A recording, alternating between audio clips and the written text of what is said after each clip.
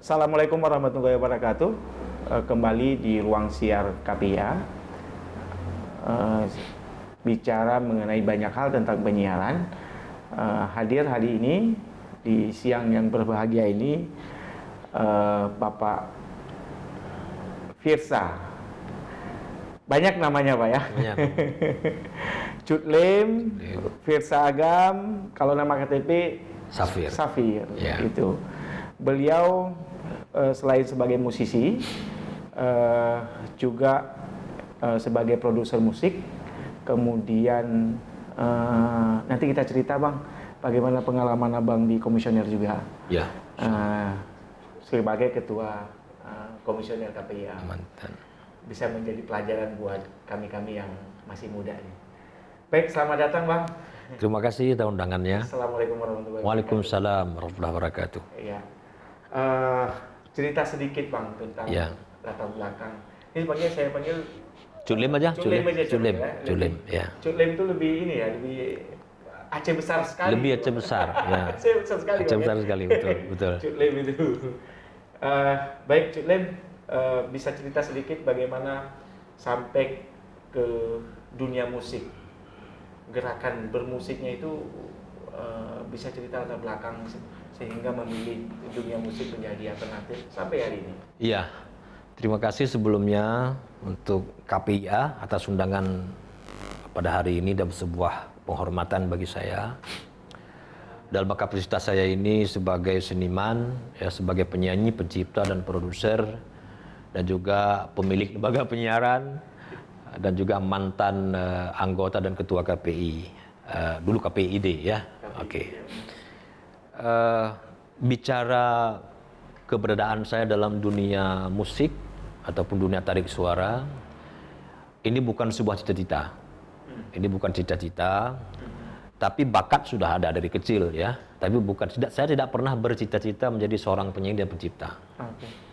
Tapi oleh karena desakan kondisi tahun 95, saya ikut testing pegawai negeri 28 kali nggak lewat.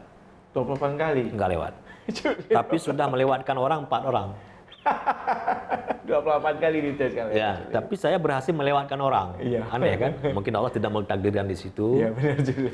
Alhamdulillah lewat KPI 2 periode. Oh alhamdulillah. Nah, ternyata Allah baiknya menitipkan saya itu ya sesuai dengan kemampuan saya. Ya. Nah, karena melatar belakang di broadcasting kan. Ya.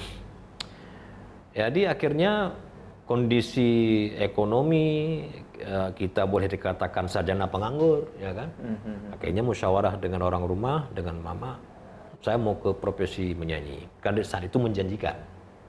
Oh, okay. Jadi saya termasuk generasi baru dalam dunia musik Aceh yang membuat pembaharuan. Gelombang baru? Ya. 97, 98? 96 itu gelombang baru. 96, okay. Ya, gelombang baru itu saya, Bang Sabirin, Bang Yusibi Yusuf, nah itu pembuat pembaharuan musik Aceh. Di belakang itu ada Bang Bakar, Bang Yakut, itu generasi lama. Oke. Kami yang membuat pembaharuan. Mereka tuh tidak berani. Oke. Kami yang bikin house, musik house pertama kali. Oh gitu. Dengan karakternya house berarti? Ya, karena saat itu sedang demam-demam Amri Palu di Jakarta. Ya. Kita kan daerah ikut-ikutan. Iyalah, ada pasti. Jadi berubah terus sampai pertama kali bikin slow rock, saya yang bikin juga. Jadi terus berubah sampai sekarang. Alhamdulillah ada rezeki. Allah titipkan rezeki melalui saya di bidang menyanyi. Okay. Ya, jadi pertama bukan cita-cita, sampai saat ini masih aktif. Walaupun sudah tua, dan mudah-mudahan saya kalau diberikan kesehatan tidak pernah berhenti di bidang ini, dan sekarang sudah mulai mengorbit generasi baru yang akan datang. Okay. Nah, saya sudah tua, sekali-sekali saja muncul ya. Iya. Tapi program ke depan mengorbit calon adik-adik kita. Iya gitu ya. Malah sampai ke Jakarta, cita-cita saya. Jadi penyanyi nasional. Karena Aceh sangat kurang. Soal teman-teman yang bermusik Pak ya? Iya, dapat berbuat secara nasional aja sangat kurang. Iya. Jadi saya ingin mempelajari kenapa ini bisa jarang tembus, kenapa. Iya. Mudah-mudahan ada amanah Allah titipkan saya tinggal di Jakarta. Ini agenda pertama ini. Oh, relate berarti ya. dengan visi Nanti kita bicarakan. Ya, ya. Iya, iya. Ini labelnya Sabah Musik dan Entertain. Ya, Sabah Music Production. Sabah, apa ada filosofinya, Bang? Sabah itu suara asli budaya Aceh. Suara asli budaya Aceh. Sabah budaya asli. Oke. Iya, karena Cuk Lim kita tahu di label musik di Aceh kan tidak banyak ya. Apalagi gelombang digitalisasi kan. Iya. Makin multi platform makin mudah untuk distribusi. Iya. tanpa label misalnya. Betul. Hari ini kemudian Cuk Lim pengalaman di Komisi Penyiaran KPIA 2 periode. 2 periode. Ini Cuk Lim mau nanya, ini duluan jadi KPI atau duluan jadi berdirikan Radio Mora nih? Siapa lebih duluan? Oh, duluan KPI. Oh, duluan KPI. Saya dulu cerita radio kelas 3 SMP udah jadi penyiar. Kelas 3 SMP penyiar radio Expo 70 Jalan Perdagangan. Kemudian pernah menyiar Radio Betul Rahman. Terakhir saya menyiar tahun 83 sampai 85. 93 sampai 95 96 di Radio Bandar Jaya Ketapang waktu AM itu cabang Al-Nora Medan. Nah, setelah itu hijrah ke Radio Suara Banda Aceh.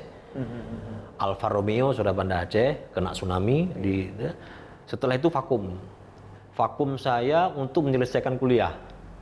Ya, sampai 95 96 saya menikah. Masih vakum. Setelah itu saya berbisnis usaha kecil-kecilan di bidang dagang. Sempat kerja di SPBU, terus berjalan. Kemudian tsunami 2000 sebelum tsunami 2004 masuk KPI, masuk KPI sampai 2 periode 2012 terakhir ya 2012. Setelah itu baru mendirikan radio. Oh, setelah melihat setelah merasakan ini kayak cocok lah bisnis. Jadi saya mendirikan radio itu tujuan pokoknya bukan untuk bisnis. Karena saya tahu nggak ada lagi peluang bisnis di radio. Apa yang menarik ketika berpikir untuk? Saya mendirikan radio edukasi. Oh, radio edukasi. Edukasi. Jadi radio saya sekarang itu 60% itu edukasi Islam. Bukan ceramah, memang pendidikan Islam melalui Drah Kitab. Satu-satunya di Banda Aceh besar Radio Mora. Drah Kitab. Drah Kitab. Itu ngapain tuh? Drah Kitab memang rekaman di pesantren, rekaman tusuk yang semua memang Drah Kitab. Orang di rumah bisa buka kitab sama dengan pergi pesantren.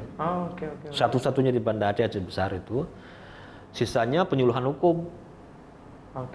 Tanya jawab, Cuk Lim.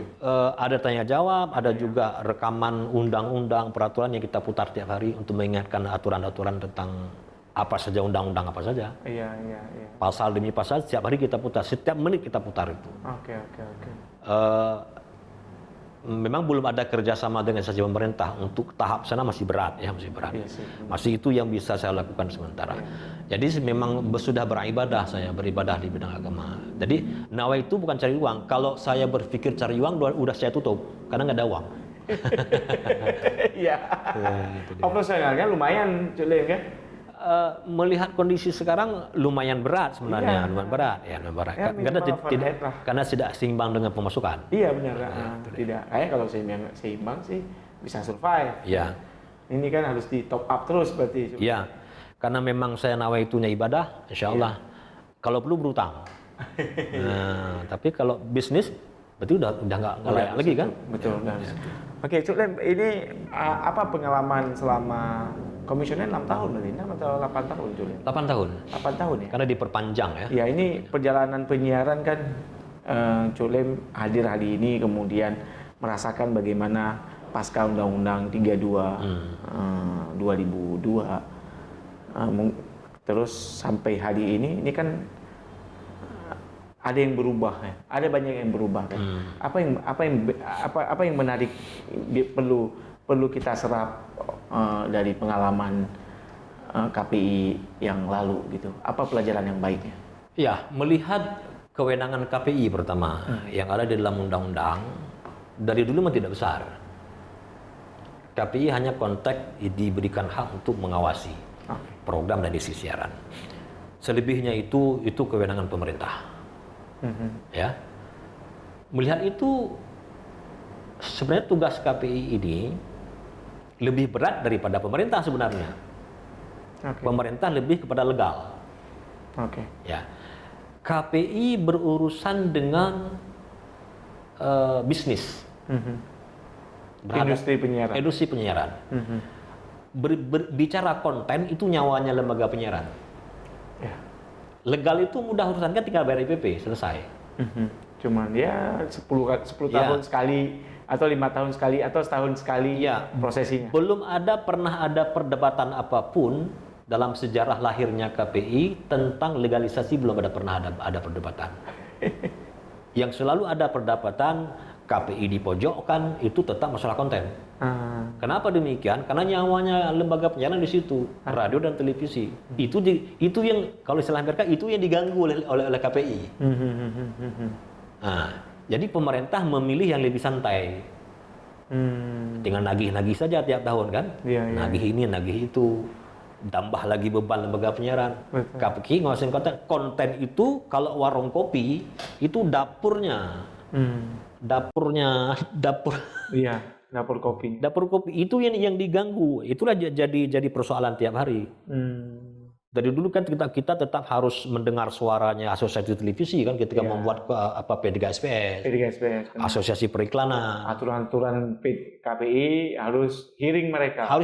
Tapi tidak peraturan pemerintah menyangkut legalisasi. Tidak pernah hearing. Benar juga. Ya. Itu catatan penting itu. Ya. Jadi sampai ke daerah pun sebenarnya nggak ada problem dalam konteks tugas masalah mengawasi program isi siaran, nggak ada problem sebenarnya. Apalagi di Aceh. Banyak yang patuh di sini. Problem KPI dulu sampai sekarang adalah problem hajat hidup KPI ini. Kalau bahasa kasarnya minyak mobilnya nggak ada. Operasionalisasi. Personal. Seluruh Indonesia. Sama pengalamannya. Sama. Kenapa demikian? Karena KPI ini lembaga negara. Lembaga negara yang tidak menarik dalam dunia politik. Karena ekosistem kenegaraan. Negara nggak menarik. Bahasa Aceh, KPI-nya kan moto antalintu. Mobil antar pengantin kan dihiasi, cantik begini, dicuci, sopirnya harus bagus mau antar pengantin. Mobil pengantin di Indonesia KPU. Kalau dia KIP. Itu KPU, itu anak emasnya DPR, anak emasnya pemerintah. KPU. Di luar itu satu pun enggak. Karena di situ kalau nggak ada KPU, nggak ada anggota dewan, nggak ada presiden. Penyelenggara mereka. Tapi nggak ada KPI, nggak ada KIA, nggak ada ombudsman, nggak ada mahkamah konstitusi, tetap ada presiden. Nggak ada KPK, ada juga presiden. Tetap ada DPR. DPR. Iya benar. Itu bahasa saya ya. Iya benar. Jadi nggak ada problem.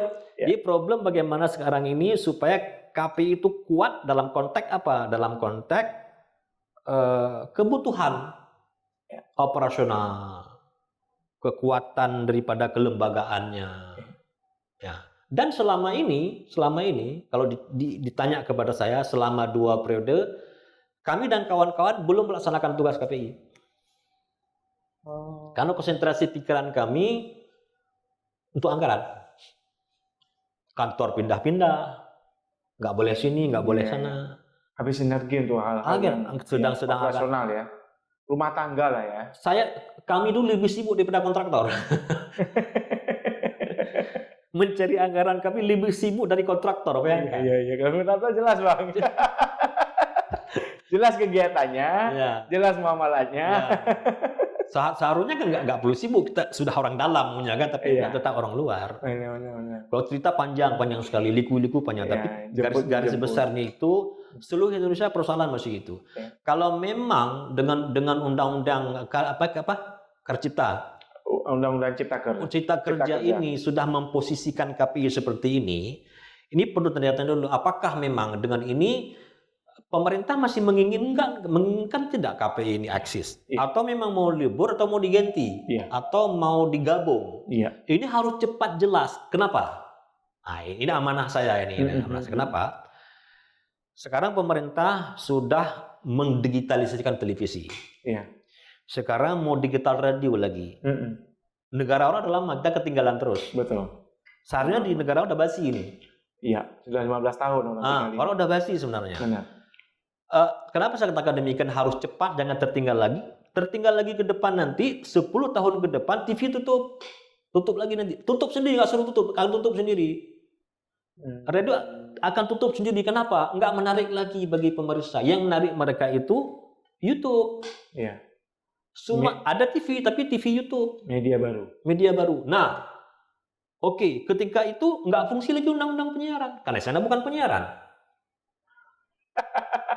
20 tahun Dan akan... itu kegelisahan KPI pusat dan KPI di seluruh Indonesia. Iya. Saat ini. Ya, seharusnya pemerintah harus cepat ini. Cepat, gercep Pak. Nggak boleh kena lebih, harus cepat kita putuskan hari ini. Seharusnya hari ini sudah ada pasal Ya. yang kita persiapkan 15 tahun ke depan yang akan kita pakai ketika TV digital pun nggak ditonton orang. Walaupun nggak ditutup, nggak ditonton orang. Ya. Ditinggalin. Ditinggalin. Anak kita dari dia baru lahir sampai kakek-kakek, HP di tangan. Semua ada di situ. Benar. Ayo, ini belum ada satu pasal pun tentang ini. Iya. Nah, ini catatan penting. Benar. Nah, kalau enggak kita tertinggal lagi. Karena nanti ada lagi teknologi di atas YouTube. Belum selesai persoalannya. Iya, ini tantangan digitalisasi ya. Ya. Memang Culim, aturan itu memang selalu lebih telat daripada teknologi. Betul. Betul kan? Tapi bisa disiasati. Bisa disiasati. Seberapa cepat? Bisa disiasati. Bukti undang-undang penyiaran selalu masuk prolegnas. Contoh begini. Kenapa hari ini di Indonesia belum pemilu menggunakan ATM? E-voting maksudnya? E-voting. Oke. Kenapa nggak dibuat? Sedangkan contoh sudah dibikin sama orang ITB itu, tapi ditolak sama pemerintah. Iya. Lebih praktis, lebih akurat, lebih cepat. Negara lain udah pakai juga. Udah pakai, ayo. Situ buktinya kenapa? Kenapa nggak dipakai? Iya. Nah, ini Itu jadi ada pertanyaan. titnya tuh, Pak. Nah, kenapa nggak dipakai? Itu lebih mudah. Sama juga dengan undang-undang. Iya. Dengan leading persoalan undang-undang ini. Persoalannya ada tidak? Jadi ini menjadi tanda tanya terus. Apakah memang harus begini? Iya. Apakah kita harus terlambat terus? Betul. Contoh seperti penggunaan meteran digital di listrik. Ya. Kita tertinggal jauh dengan Singapura, dengan Malaysia. Malaysia udah lama pakai. Orang itu udah buang, kita baru pakai. Semua terlambat. Ya, hampir semua sektor ya. Saya nampak kali memang dulu nggak ada jawaban. Baru dapat jawaban, sengaja bukan terlambat. Sengaja diterlambatkan. Buktinya pemilu everything. Iya. Sudah ada karya anak bangsa lebih murah-meriah, orang ITB sanggup nggak ditolak sama pemerintah nggak pakai. Kenapa nggak dipakai itu? Alasannya masyarakat nggak ngerti. Hampir 90% rakyat Indonesia menggunakan ATM. Iya benar. Itu contohnya. 90% rakyat emak-emak sudah pakai ATM. Lebih real time. Malah nenek-nenek yang ngambil gaji pensiun diajarin sama satpam. Kan nggak banyak orang itu, berapa persen ketika di TPS nanti? Paling-paling 1% kan? Iya benar. Nah, kenapa nggak tit? Karena ketika tit, kan, detik itu pula langsung naik angka, langsung tutup TPS langsung ada pemenangnya. Iya. Langsung. Nah, inilah rentetan ke peraturan yang lain. Iya. Kenapa dilambat? Kalau udah dilambat-lambati. Ada. Sebenarnya bisa cepat. Bisa cepat. Cuma ada yang mengganggu mungkin Culim. Ada yang masih zona nyaman yang tidak belum mau diganggu. Iya. Zona nyaman. Kenapa harus dipaksakan? Contoh seperti baru ini kan ada telekonferensi masalah rencana digitalisasi radio. Ya. Kok radio mau dibikin digitalisasi? Apa konsepnya itu, Culim? Ya, jadi begini, heran saya apakah menteri punya evaluasi nggak, punya data nggak, punya survei nggak? Siapa yang dengar radio sekarang? Iya. Ketika saya sekarang sempat juga dengan kawan-kawan pasang set top box di rumah kawan, diminta bantu sama sebuah lembaga, bang minta bantu. Banyak orang nggak paham set top box. Itu dosen malah nggak ngerti. Cara masangnya. Cara masangnya, cara hidupinnya, padahal cukup sederhana nggak tahu. Iya, cukup itu sederhana. dosen. Profesor nggak tahu, Oh. anak muda aja nggak tahu, kenapa nggak ngerti. Kami nggak nonton TV lagi Pak. Ayo, itu realita di rumah. Kami nggak nonton TV Pak. Malah TV kamu kurang nontonnya. Jangan nonton TV mama-mama. Iya. Ketika mama-mama yang nonton TV, untuk apa digitalisasi? Mama-mama nggak paham TV terang. Iya. Paham itu lah benar. Nggak paham dia. Ini TV. bening, nggak paham. TV Ngerti mak bening. Sekalian sama aja. Tapi analog pun oke. Nggak ada masalah. Jadi apa yang mau dicari? Iya. Ini kan buang-buang duit namanya. Iya. Pemerintah anggarkan sekian untuk sosialisasi, buang-buang duit. Buang-buang waktu, buang-buang duit. Lembaga penyiaran disibukkan saja dengan bebannya begini. Negara habis uang untuk kegiatan sosialisasi. Iya. Ya kan, mensubsidikan setobok, buang-buang duit. Daripada habis sedikit, potong saja sekarang. Oke, potong saja, nggak usah lagi digitalisasi. Kalian main di YouTube semua. Kita bikin peraturan. Ya. Peraturan di media barunya. Bikin, kenapa? Iya. Kok takut sama Amerika? Kok takut sama Jerman? Ya. Itu kan hak kita. Betul. Di Indonesia ini kan bisa dikontrol sama Kominfo. Ya. Buktinya dikontrol, kok bisa tayangan vulgar, kok bisa dihilangkan? Ya. Ya sih bisa dikontrol toh. Iya benar. Benar. Fungsikan semua lembaga, fungsikan KPI, bukan lagi komisi penyiaran, bukan nggak ada lagi penyiaran. Komisi Penyiaran Internet, Cuk Lim. Nggak ada penyiaran lagi, kan bukan penyiaran itu. Pengawasan internet. Gitu. Iya, komisi pengawasan media digitalisasi apa media sosial, udah pengawasan itu. Iya. Sama-sama kita awasi. Ya tetap penyiaran lah, tetap penyiaran. Iya bisa. Tetap Kemudian penyiaran. bikin aturan harus punya izin. Saya jadi YouTuber harus punya izin. Ya. Itu bagus. Bisa kena pidana juga, harus ada badan hukumnya. Harus pada hukum. Sekarang kan nggak ada yang. Bayangkan hari ini lembaga penyiaran itu harus punya badan hukum, harus begana, harus begini aturannya. Dah. Yang nonton dari 100% penonton televisi pindah sekarang 80% ke penonton YouTube. Ya. Mereka tidak punya badan hukum. Setuju. Mereka nggak tersentuh dengan pasal apapun. Suka-suka mereka. Contoh macam Nikita Mirzani. Setuju. Setuju. Ayo Pak Menteri bekerja apa sekarang? Ayo. Iya. Apa mau begini terus? Benar. Tapi saya dengar Cuk Lim, DPR sekarang sudah lebih membuka pikiran untuk tahun ini bisa bungkus. Tapi kita lihat mudah-mudahan bisa bungkus untuk revisi undang-undang penyiaran dengan memasukkan penyiaran internet sebagai salah satu definisi penyiaran. Bisa. Judulnya boleh apa saja. Iya. Itu kan artinya arahnya ke media baru.